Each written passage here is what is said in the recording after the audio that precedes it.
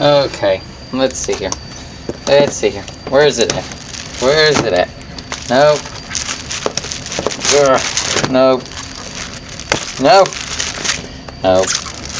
Oh, where is this picture at? Oh, okay, okay. There it is. There it is.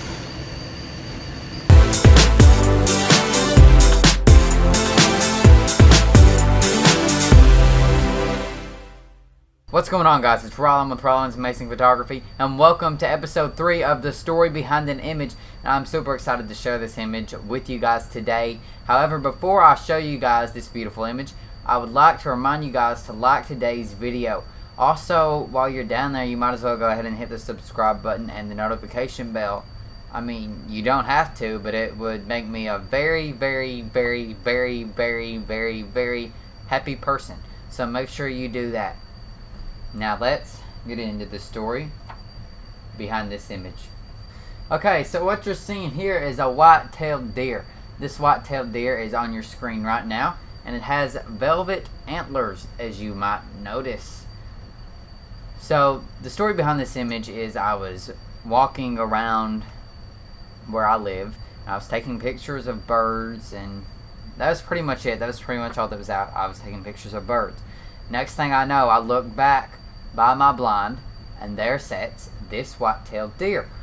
So the whole big deal with this white-tailed deer is it is a great picture. First things first, I think we all can agree this is a great picture of a white-tailed deer. But I mean, it was just out of nowhere. It was there, it wasn't there 1 second, and then the next second I look back there and there it is. So I run back there with my tripod. However, I'm being extremely quiet, and I'm slowly running back there, except I'm running so it's not slow. But I'm making my way back there very quietly, and I stop, and it doesn't see me until the shutter on my camera clicks, and then it sees me, and it looks right at me. And I got a few different great shots of this deer. This is probably my favorite, and it's actually on a huge blanket that I have, but I couldn't really fit the whole blanket into the scene, so I'm just going to show you this little picture 4x6. So yeah, that's the story behind this image. That's how I took the picture. I snuck up on the thing. I got some great shots of it. I think we all can agree this is a great picture.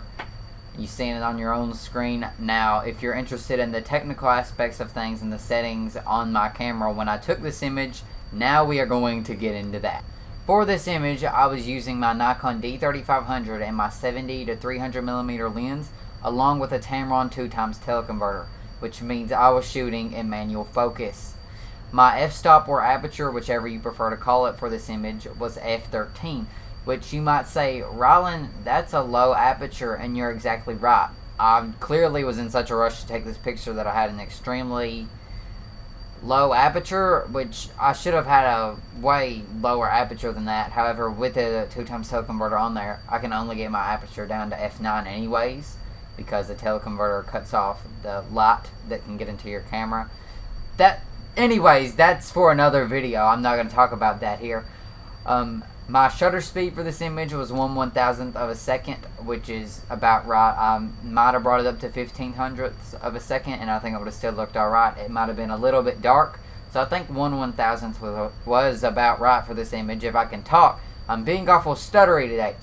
My ISO setting for this image was 7200, which was about right because it gave the picture a good, crisp, decent sharpness that it did.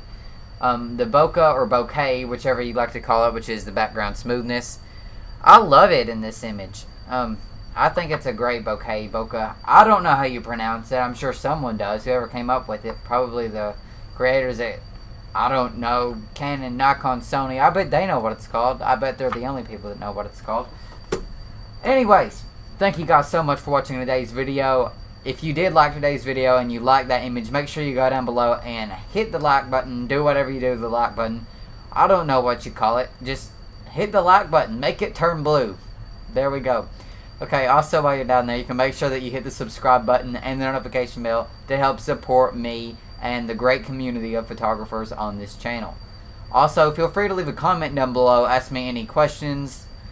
Just leave a kind comment telling me, I don't know, something about photography. I don't really care what you comment. Just be nice. Okay, so I appreciate you guys watching this video, and I hope you guys have an amazing day.